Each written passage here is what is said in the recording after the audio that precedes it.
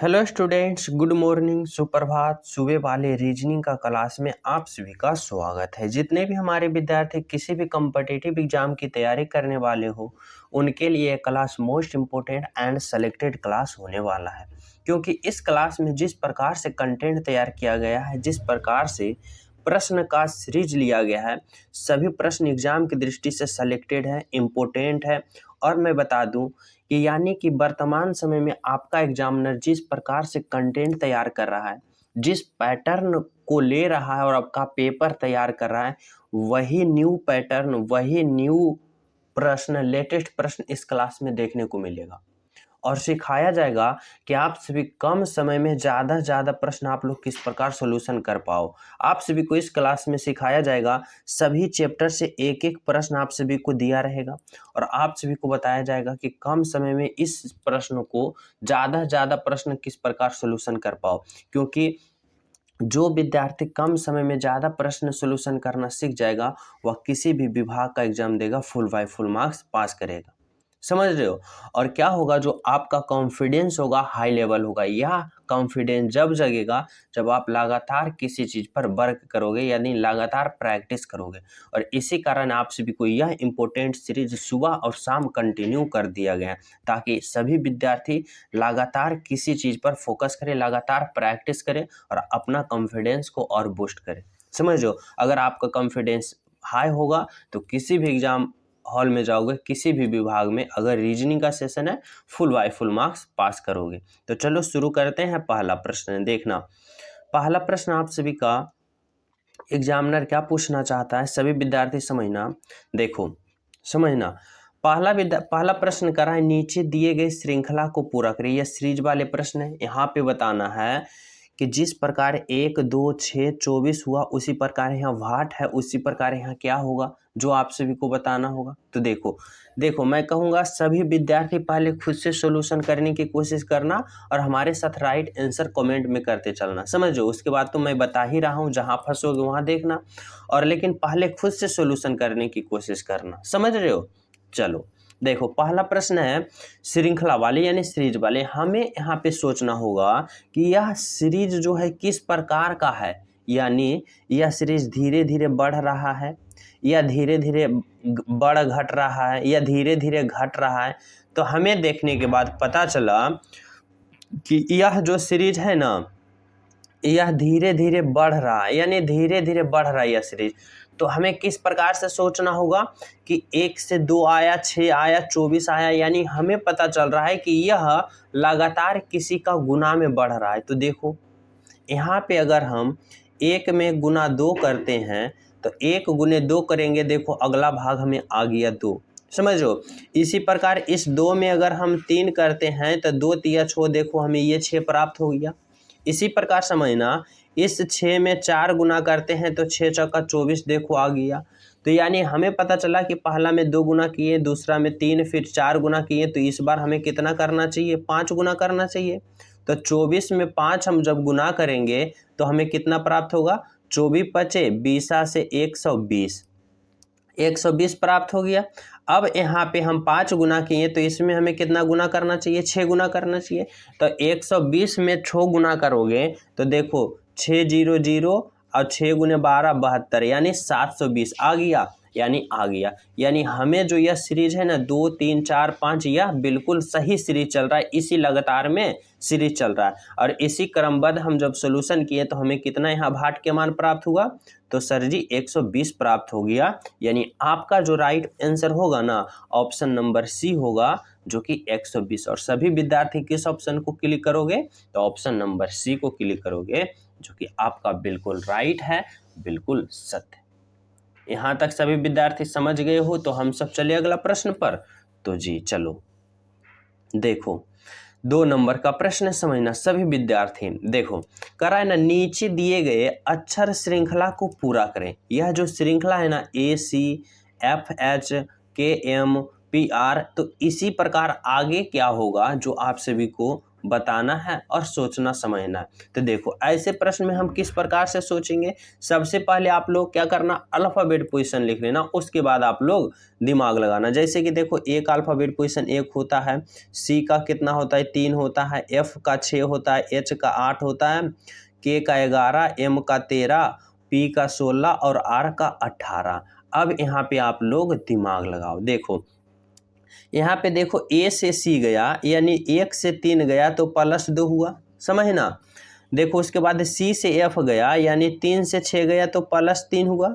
फिर देखो एफ से एच गया यानी 6 से 8 गया तो +2 हुआ। फिर एच से के गया यानी 8 से 11 गया तो यहाँ पे क्या हुआ, 8 3 11 +3 हुआ।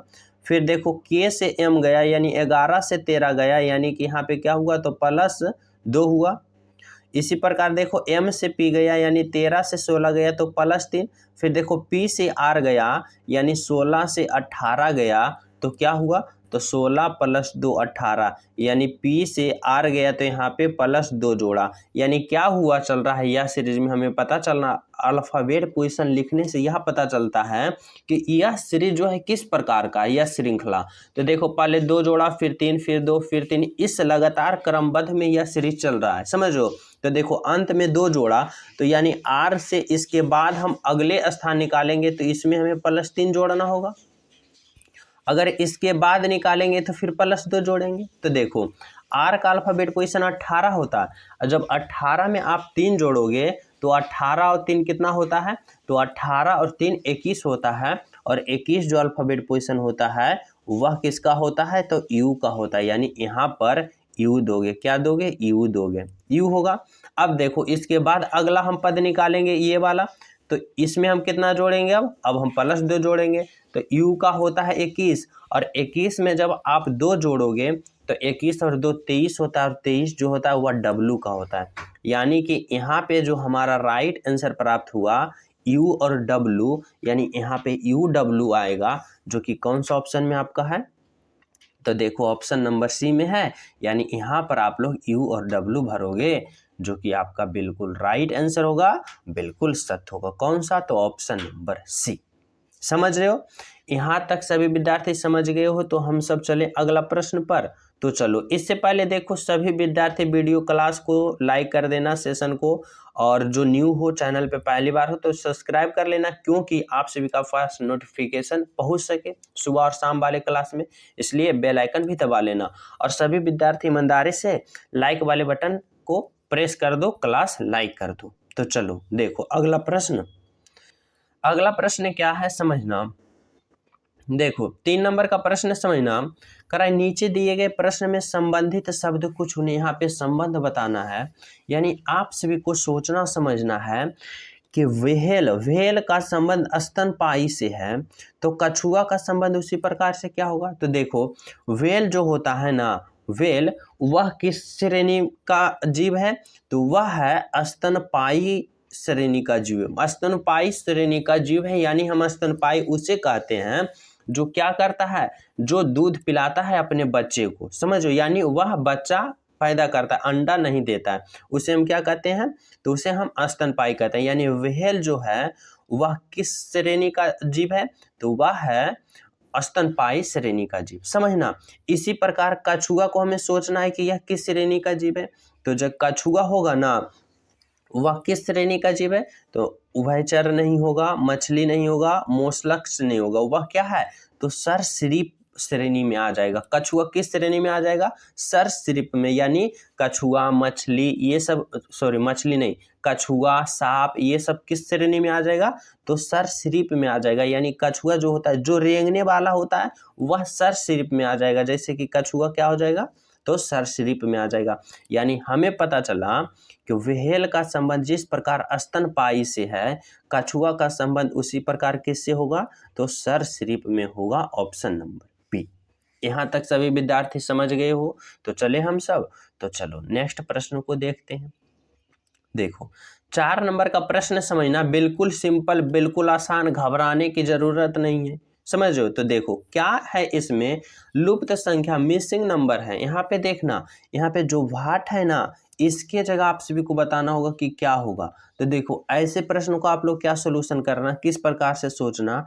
पहले तो ये सोचना कि यहाँ पे 4 और 9 को आपस में कैलकुलेशन करके 16 लाया, 1 4 को कैलकुलेशन करके 9 लाया, इसी प्रकार 9 16 को कैलकुलेशन करके यहाँ हमें वाट वाला लाना है। तो जिस प्रकार से इसमें लाया उसी प्रकार से हम इसमें न लाएंगे। तो इसके लिए हम सबसे पहले ये दोनों को चेक करना पड़ेगा। तो देखो यहाँ पे समझना सभी विद्यार्थी, यह 4 है, यह 2 है, 9 है और यह 16 है। इसको हमें देखने के बाद पता चल रहा है कि कहीं ना कहीं सभी स्क्वायर है किसी का। तो देखो यहाँ बात कर लेते हैं 4 का, यह किसका स्क्वायर है, तो सर जी 2 का स्क्वायर है। यह किसका स्क्वायर है, तो यह 3 का स्क्वायर है, समझना। और बात कर लेते हैं हम इसका, तो यह किसका स्क्वायर है, तो यह जो है ना सर जी यह 4 का स्क्वायर है। आप बताओगे 4 का स्क्वायर है। अब देखो क्या हुआ कि यहाँ पे देखो 2 है, 2 के बाद 3 है और 3 के बाद 4 है, यानी पहले 2 का स्क्वायर हुआ, फिर 3 का स्क्वायर, फिर 4 का स्क्वायर है, यानी स्टेप बाय स्टेप बढ़ गया और उसका स्क्वायर करते गया। समझ रहे हो, जैसे 2 का स्क्वायर, 3 का स्क्वायर, 4 का स्क्वायर। इसी प्रकार अब इसमें देखो दूसरे फिगर में क्या है, 1 है यानी 1 का स्क्वायर किया, यह 4 है यानी 2 का स्क्वायर किया, समझना। यह 4 जो है यह 2 का स्क्वायर किया, 1 मिनट, यह एक का स्क्वायर है तो 1 का स्क्वायर 1 ही होगा। यह देखो 2 का स्क्वायर है तो 2 का स्क्वायर कितना होता है, 4 होता है। यहाँ पे देखो 3 का स्क्वायर कितना है, 9 है। तो देखो पहले क्या किया, 1 का स्क्वायर किया, फिर 2 का स्क्वायर किया और फिर यहाँ पे 3 का स्क्वायर किया, यानी एक एक बढ़ाते चला गया, सभी का स्क्वायर करते चला गया। आगे देखो इसी प्रकार से किस में देखना है, तो इसमें देखना। यहाँ देखो कितना स्क्वायर है, 3 का स्क्वायर है, यहाँ देखो 4 का स्क्वायर है। अब देखो कि यहाँ पे 2 से 3 चला, 3 से 4 चला, फिर 1 से 2 का स्क्वायर किया, 2 से 3 का स्क्वायर किया, तो यहाँ देखो 3 का स्क्वायर किया, फिर 4 का स्क्वायर किया गया, तो यहाँ पे ऑटोमेटिक 5 का स्क्वायर होगा। तो 5 का स्क्वायर क्या होगा, तो 25 होगा। यानी यहाँ पे आपका जो राइट आंसर होगा ना वह होगा कौन सा, तो ऑप्शन नंबर डी। यानी यहाँ पे वाट के जगह क्या भराएगा, तो 25 भराएगा। यानी किस प्रकार से किया है, तो आप लोग समझ गए हो कि यह 2 का स्क्वायर है, यह 3 का स्क्वायर है, यह 4 का स्क्वायर है, यह 1 का है, यह 2 का है और यह 3 का है, यह 3 का है, यह 4 का है। तो यहाँ ऑटोमेटिक 5 का होना चाहिए। समझ रहे हो, तो यहाँ पर 5 का स्क्वायर क्या होगा, तो 5 का स्क्वायर 25 होगा, ऑप्शन नंबर डी। समझ रहे हो, इतना सिंपल प्रश्न। सभी विद्यार्थी देखने में लग रहा था कि क्या करें ना करें, लेकिन बिल्कुल इजी है, आसान है। तो चलो अगला प्रश्न समझने की कोशिश करना। 5 नंबर का प्रश्न समझना। कह रहा है कि नीचे दिए गए प्रश्न में संबंधित संख्या को चुने। यहाँ पे संबंध बताना है कि 3 का संबंध जिस प्रकार 243 से है, 5 का संबंध उसी प्रकार किससे होगा। तो देखो यहाँ पे हमें देखने के बाद पता चला कि 2 से संबंध बताना है 243। तो देखो हम किस प्रकार सोचेंगे, हम सोचेंगे कि 3 से किस प्रकार 243 बनाए, उसी प्रकार ने हम 5 से यहाँ पे बनाएंगे। तो देखो अगर हम 3 का क्यूब करते हैं तो 3 का क्यूब क्या होता है, तो 27 होता है। यहाँ कोई रिलेशन भी नहीं बन रहा है, स्क्वायर भी नहीं हो रहा है। देखो अगर हम 3 पर पावर 5 करते हैं तो देखो क्या आता है। अगर हम 3 पर पावर 5 करते हैं यानी 3 इंटू 3 इंटू 3 इंटू 3 इंटू 3, 1 2 3 4 5, तो अब देखो क्या आ रहा है। तब देखो क्या सोच सकते हैं, 3 देखो गुना करते हैं, 3 तिया 9, 9 तिया 27 और 27 तिया 81, 27 तिया 81। अब देखो यह 3 है तो 81 में फिर 3 गुना करेंगे, तो 3 एकम 3 और 8 तिया 24। देखो यहाँ पे 243 आ गया, यानी 243 आ गया। यानी हमें पता चला ना कि इसका अगर हम 3 पर पावर 5 करते हैं तो हमें 243 प्राप्त हो गया, यानी आ गया।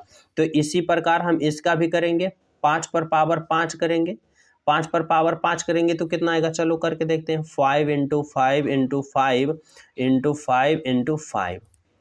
अब देखो गुना करो, यहाँ पे समझना, गुना करो। 5 पचे 25, 25 पचे 25 से 125 आया, 125 आया। फिर ये गुना करो, 5 पचे 25 यानी 125 गुने 25 करो। अब देखो यहाँ पे गुना करो, 25 गुने 5 करोगे तो 25 पचे 25 इससे यानी 5, बाकी रखा 12। फिर 25 गुना 2 करोगे तो 25 दूना 50, तो 50 और 12 जोड़ो तो 5 और 2 हो जाएगा, 5 एक 6 यानी 62। तो 62 के 2, बाकी बचा 6। और फिर 25 एकम 25 और 25 और 6 जोड़ोगे तो कितना होगा, तो 25 और 6 कितना हो जाएगा यहाँ पे, तो यहाँ पे हो जाएगा 25 और 6 31, यानी 3125। यहाँ पे हमें 5 का क्यूब किए तो हमें कितना पता चला, तो 3125। यानी आपका जो राइट आंसर होगा ना, 3 का संबंध 243 से इस प्रकार आया, यानी 3 का पावर 5 किया तो 243 आया।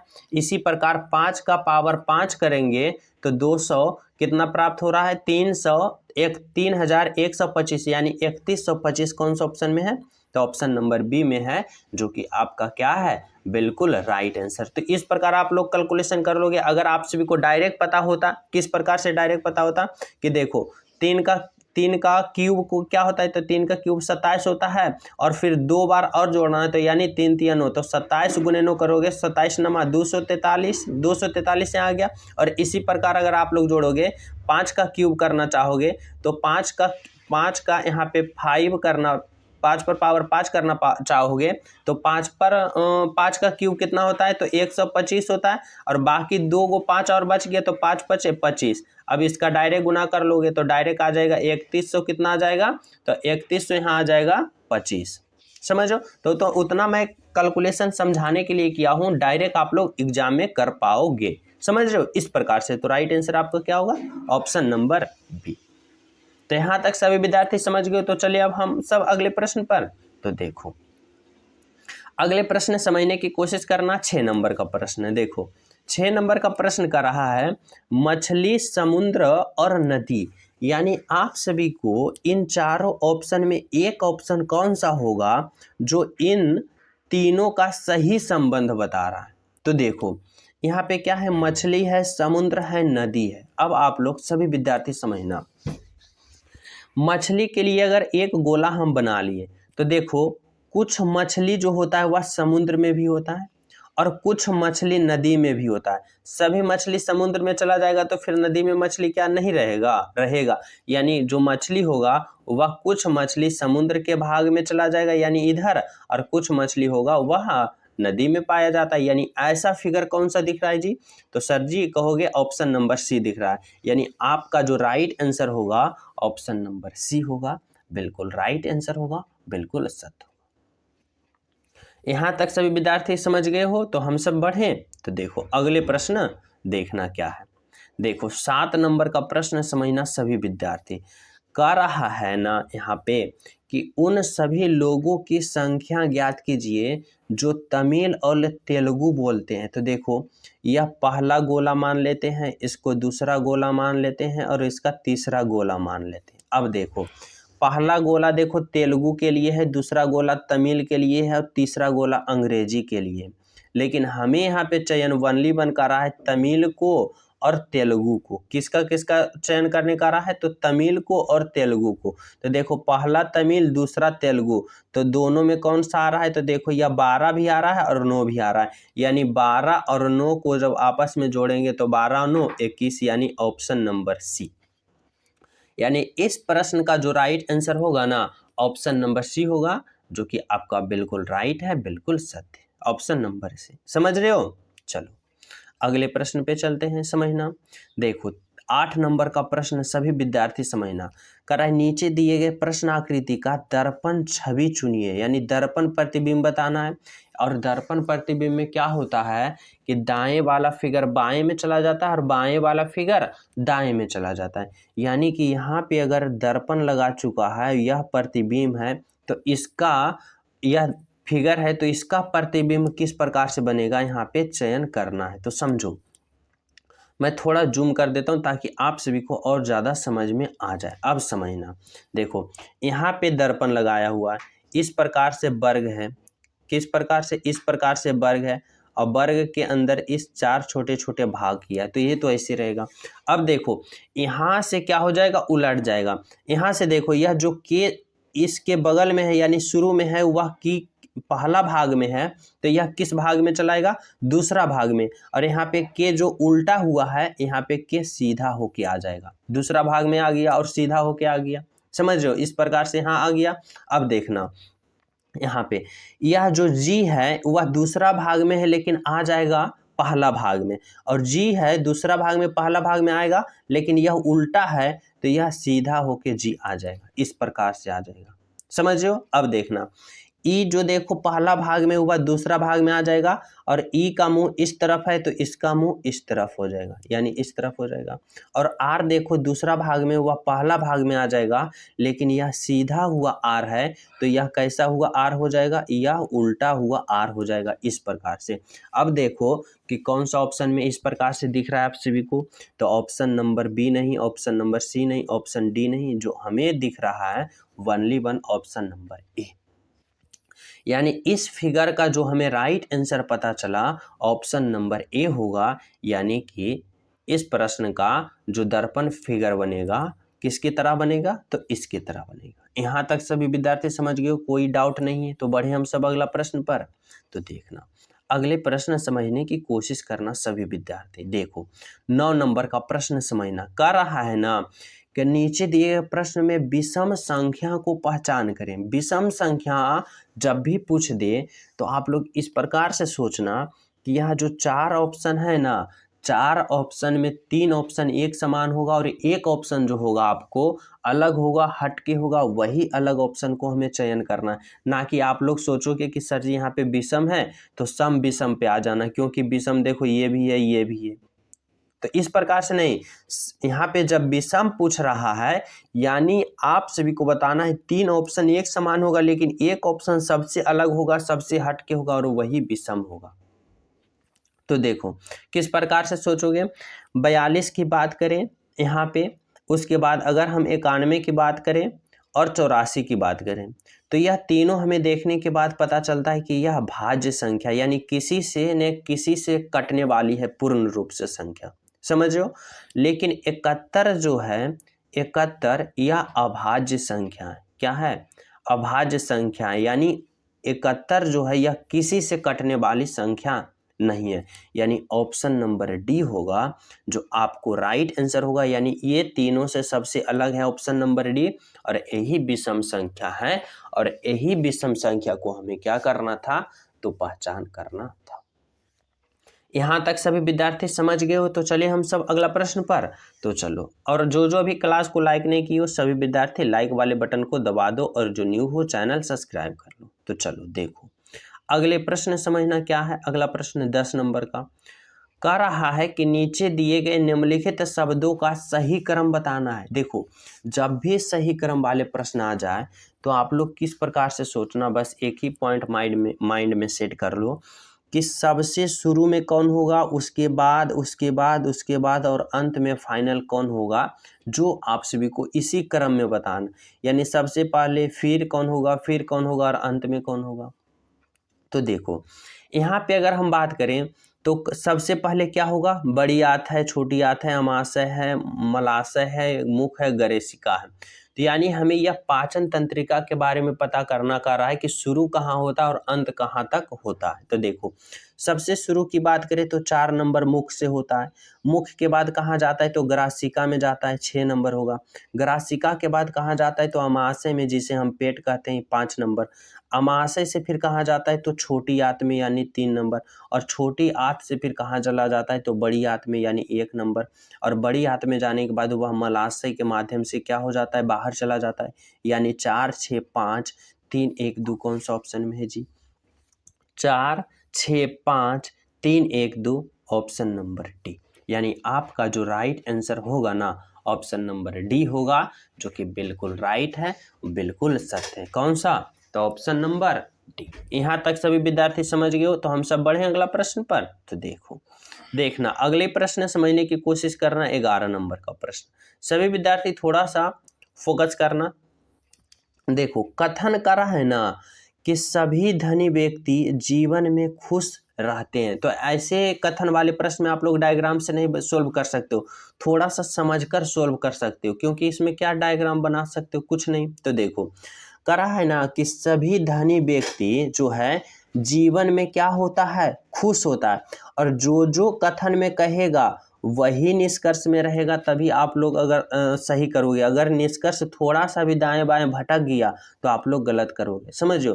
क्योंकि प्योर कथन जो कहेगा वही के अनुसार निष्कर्ष आप सभी बताओगे, अपने मन से कुछ नहीं जोड़ या घटाव करोगे। जैसे कि देखो करा है सभी धनी व्यक्ति जीवन में क्या रहते हैं, खुश रहते हैं। तो आगे देखो धन और खुशी का सीधा संबंध है। तो देखो धनी व्यक्ति धन का संबंध है और खुश का संबंध है, यानी खुश और सुख का, यहाँ धनी और सुख का, खुश का जो क्या है, दोनों का सीधा संबंध है। तो यहाँ पे वही बता रहा है कि सभी धनी व्यक्ति जो होता है ना वह खुश होता है, और कह रहा है धन और खुश का सीधा संबंध है। तो यानी कि बिल्कुल सही, वही तो कर रहा है। आगे देखो धन से जीवन में खुशी आता है। तो यहाँ पे क्या कर रहा है, वही कर रहा है कि सभी धनी व्यक्ति जीवन में खुश रहते हैं, यानी धनी जो होता है वह जीवन में खुश होता है। और यहाँ भी वही कर रहा है कि धन से जीवन में खुश आता है, तो आता है। यानी ऑप्शन नंबर निष्कर्ष 1 और निष्कर्ष 2 जो है वह बिल्कुल सही है कथन के अनुसार। यानी आप लोग जो राइट आंसर करोगे ऑप्शन नंबर सी, निष्कर्ष 1 और निष्कर्ष 2 दोनों लागू है। यहाँ तक सभी विद्यार्थी समझ गए हो, तो हम सब बढ़े अगले प्रश्न पर। तो देखो अगले प्रश्न समझने की कोशिश करना। 12 नंबर का प्रश्न है। देखो यहाँ पे क्या कर रहा है, यहाँ पे समझने की सभी विद्यार्थी कोशिश करना। कर रहा है नीचे दिए गए समीकरण का भाट के स्थान पर क्या आएगा। देखो यहाँ पे भाट है, यहाँ पे भाट है, यहाँ पे, और यहाँ पे हम क्या क्या मान रखें कि हमें कैलकुलेशन करने के बाद 117 प्राप्त हो जाए। तो देखो ऐसा प्रश्न में आप सभी को अगर आ जाए तो सबसे पहले एक ही बात सिंपल सोचना कि सबसे पहले ऑप्शन, हमें तो पता नहीं कि हम कौन सा ऑप्शन धरे कि हमें 177 आ जाए। तो इसके लिए आप लोग एक ही पॉइंट यहाँ पे सोचना कि पहले भाग को देखना कि कहाँ कहाँ भाग है। तो ऑप्शन ए में देखो भाग अंति वाले में है, यानी अंति वाले में अगर हम भाग रखते हैं तो 3/9 आ जाएगा, यानी पूर्ण रूप से यहाँ नहीं कट रहा है। तो थोड़ा सा एक स्टेप और आगे बढ़ेंगे, यानी ऑप्शन बी में आएंगे। ऑप्शन बी में देखो भाग कहाँ है, तो तीसरा नंबर पर। तो पहला दूसरा तीसरा, यानी यहाँ पे हम भाग रखेंगे तो 6/3 हो जाएगा, यानी कट रहा है 2। तो जी सर कट रहा है, तो पहले इसको चेक कर लो। जैसे कि देखो 9 होगा, पहले प्लस होगा, फिर 11 होगा, फिर घटा होगा 6 होगा, फिर भाग होगा 3 होगा, फिर क्या है गुना है 9 है। अब देखो पहले भाग की क्रिया होता है, तो 6 में 2 से भाग, 6 में 3 से भाग दोगे तो 2 प्राप्त होगा, फिर 9 हो जाएगा, और फिर -11 हो जाएगा, और प्लस 9 हो जाएगा। अब देखो भाग का हुआ तो गुना का हुआ, 9 दूनी 18 -11 + 9, तो 11 + 9 जोड़ोगे तो 20, और 20 यहाँ पे माइनस है, 20 में -18 करोगे तो यहाँ नहीं आ रहा है, यानी ऑप्शन नंबर ये भी गलत, ये भी गलत। अब ऑप्शन नंबर बी, सी और डी में देखो, तो सी डी का भाग देखो दूसरा पर है। अगर यहाँ पे हम भाग रखते हैं तो 11/6 आ रहा है, यहाँ भी नहीं कट रहा है पूर्ण रूप से, तो इसको भी थोड़ा सा स्टॉप करके रखते हैं। अब देखते हैं किसका, अब देखते हैं only one option number C को। तो देखो भाग 3 नंबर पे है और 3 नंबर पे, यानी 6 से 3 पूर्ण रूप से कट रहा है 2 बार। तो देखो यह मान रख के देखो क्या है, 9 है, फिर देखो गुना है 11 है, फिर देखो जोड़ है 6 है, यहाँ पे जोड़ हो गया 2 गो, तीसरा में क्या है भाग है 3, चौथा में देखो क्या है तो गुना है 9। सबसे पहले आप लोग किसका क्रिया करते हो, भाग का क्रिया करते हो, तो भाग का करो। यहाँ पे 9 होगा, गुने 11 हो जाएगा, प्लस हो जाएगा, 6 में 3 से भाग दोगे तो कितना आएगा 2 आएगा, फिर गुना 9 हो जाएगा। अब जब भाग का क्रिया कर लिया तो फिर गुना का करोगे, तो 11 गुने 9 करोगे तो 11 9 99, और प्लस 2 गुने 9 करोगे तो 9 दूना 18। अब जोड़ो 99 और 18 कितना होगा, 8 और 9 कितना होगा 17 के साथ बाकी 1, 9 1 10 1 11, देखो 117 आ गया। तो 117 आ गया। यानी आपका जो राइट आंसर होगा ना ऑप्शन नंबर सी। तो एग्जाम में इसी प्रकार से आप लोग जो ऑप्शन रहेगा उसको छांटने की कोशिश करना कि सबसे पहले देखना कि भाग पूर्ण रूप से कट रहा है, नहीं कट रहा है तो इसको थोड़ी देर के लिए स्किप करना है, फिर ये भी नहीं कट रहा है तो इसको स्किप करना है, इसको स्किप करना है, और जो देखना है पूर्ण रूप से कट रहा है उसको कैलकुलेशन करना है, राइट आंसर का हमें पता करना है। समझ रहे हो? तो इस प्रकार से आप लोग एग्जाम में थोड़ा सा चालाकी बरतोगे। समझ रहे हो यहाँ तक सभी विद्यार्थी? तो चले अगला प्रश्न पर हम सब। तो चलो देखो अगले प्रश्न समझने की कोशिश करना। 13 नंबर का प्रश्न कर रहा है ना कि MEMOR बाई मेमोरी को इतना लिखता है तो उसी कुट भाषा में रोम को कैसे लिखा जाएगा। तो समझना यहाँ पे क्या है, M है, E है, M है, O है, R है, बाई है। मेमोरी को क्या लिख रहा है, 848729। अब आप लोग देखना यहाँ पे और समझना कि यहाँ से मेमोरी से इतना लिखा यानी मेमोरी का कोड कितना है, तो इतना है। तो इसी प्रकार रोम का कोड क्या होगा, तो देखो ROME। अब आप लोग यहाँ पे सोचना, देखो पहले क्या है, R है, तो देखो R का कोड कितना नंबर पे 2 पर मिलेगा, यानी इधर से दूसरा, तो दूसरा क्या है 2 है, यानी यहाँ पे R का कोड क्या मिला, 2 मिला।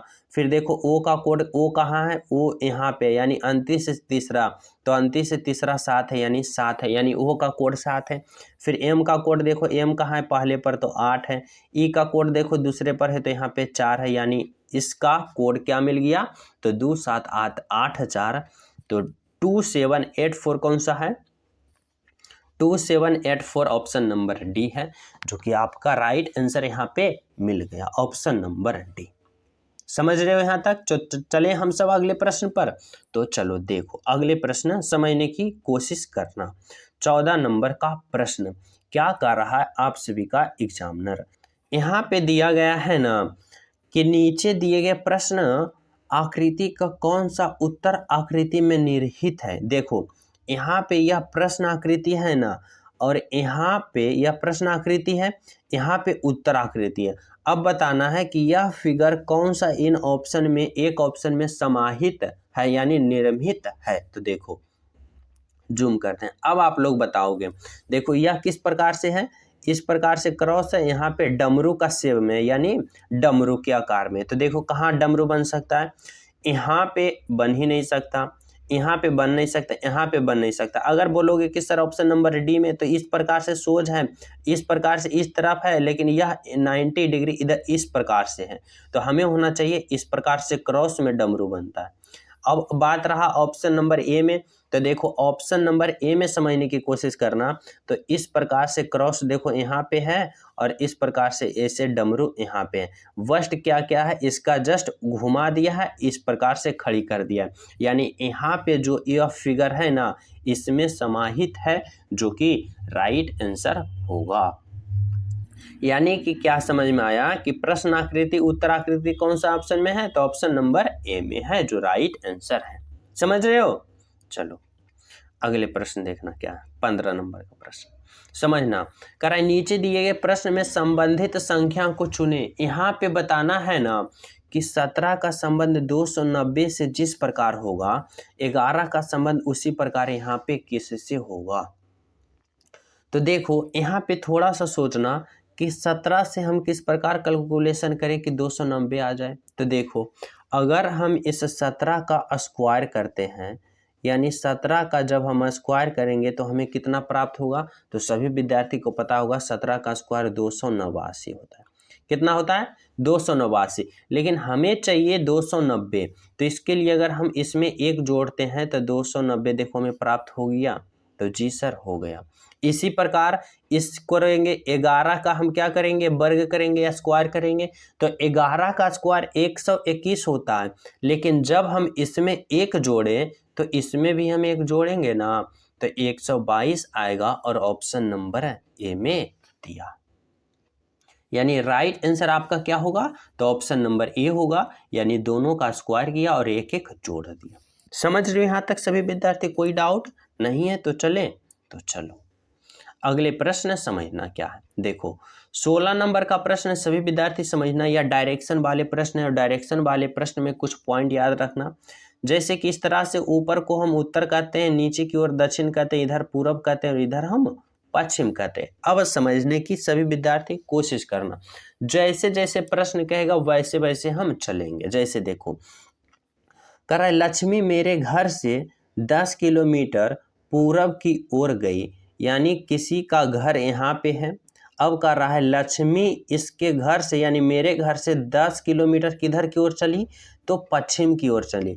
तो पूरब यहाँ है, पश्चिम यहाँ, यानी इधर चली कितना किलोमीटर, तो 10 किलोमीटर। समझना 10 किलोमीटर चली। आगे देखो क्या है, तब बाएं मुड़कर 20 किलोमीटर चली। यहाँ आने के बाद वह किधर मुड़ी, बाएं मुड़ी। तो बाएं किधर हो जाएगा, यहाँ आने के बाद बाएं मुड़ी, यानी यहाँ पे बाएं हो जाएगा नीचे की ओर, बाएं हो गया। और कितना चली, तो 20 किलोमीटर। कितना चली, 20 किलोमीटर। बाएं यहाँ चली, यहाँ आने के बाद 20 किलोमीटर चली। आगे देखो फिर वह पूर्व में मुड़ी और 25 किलोमीटर चली। यहाँ आने के बाद वह पूरब की ओर मुड़ी और 25 किलोमीटर चली। तो देखो पूरब किधर है, इधर है, यानी इधर चली कितना, तो 25 किलोमीटर चली। कितना चली, 25 किलोमीटर। यहाँ पे पहुंच गई।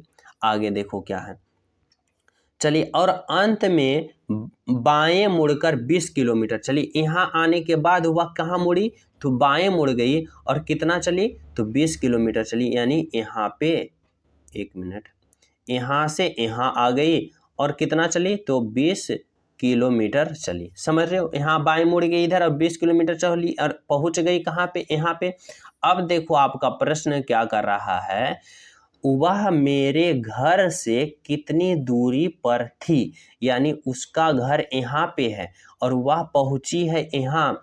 तो यहाँ के बीच जो दूरी है वही बताना है। तो देखो यहाँ पे यह टोटल दूरी, यहाँ से यहाँ टोटल दूरी कितना है, 25 किलोमीटर है।